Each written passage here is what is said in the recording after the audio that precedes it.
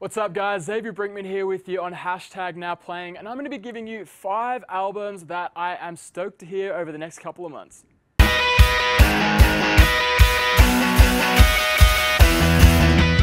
Okay, number 1 would have to be the Foo Fighters' latest album, Sonic Highways. Now, this one is due out on October 21st. It's their 8th studio album, and there's actually a pretty sweet story behind this one. They recorded 8 tracks in 8 different cities around the US, all produced by Butch Vig, which is pretty rad.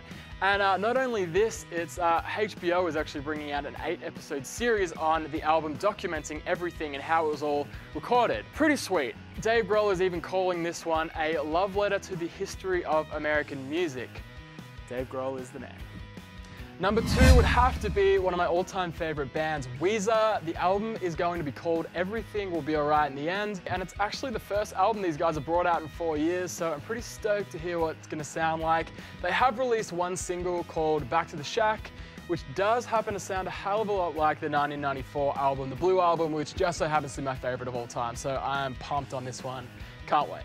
Okay, number 3, bit of a guilty pleasure here guys, don't judge me. Taylor Swift's 1989, which is due out on October 27. Max Martin is behind this one, and it's pretty much common knowledge that if he's behind anything, it's going to be pretty damn good. So I'm interested. I mean, she released the lead single of the album called Shake It Off, and honestly, if it's anything like that single, it is going to be one big ball of infectious poppy goodness. All right, number 4.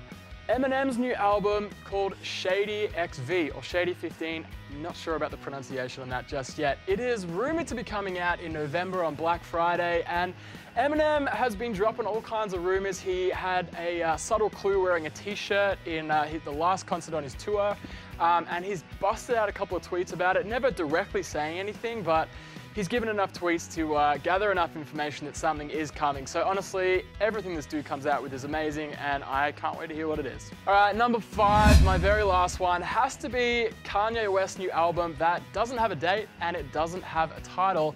Apparently he is pretty impressed with the way that Beyonce released her latest album and is set on doing it with no notice and just dropping it on us, so it could come at any time.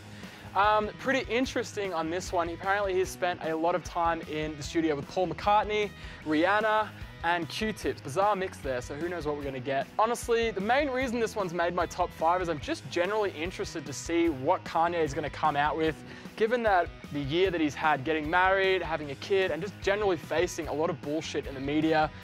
Pretty interested to see what he's going to come out with and what he's going to say to the world. All right guys, my name is Xavier Brinkman. You've been watching #NowPlaying on theStreamtv. Tell me what you think. Do you agree with my album choices? Love it, hate it? Put it in the comment section below, and don't forget to subscribe to the channel.